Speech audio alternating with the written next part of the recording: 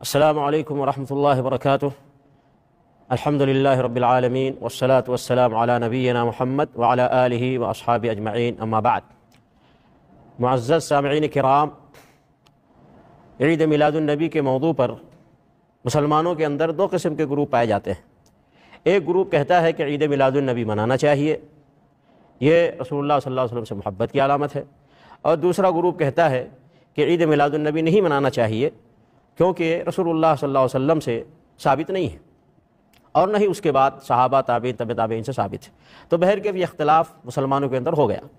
اب آئیے ہم قرآن و سنت کی روشنی میں اس مسئلے کا حل نکالتے ہیں۔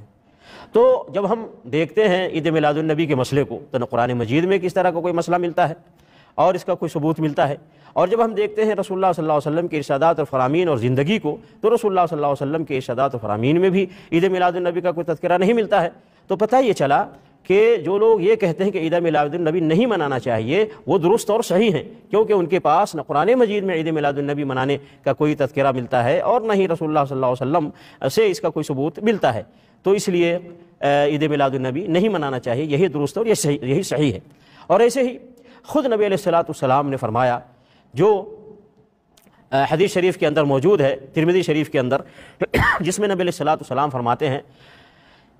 سترون بعدی اختلافا کثیرا، میرے بعد تو بہت اختلاف دیکھو گے،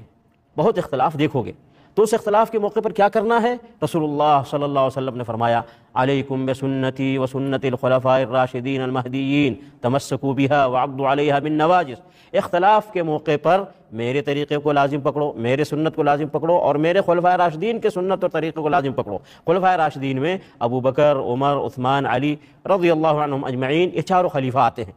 اور نبی علیہ السلام نے فرمایا تمسکوا بها،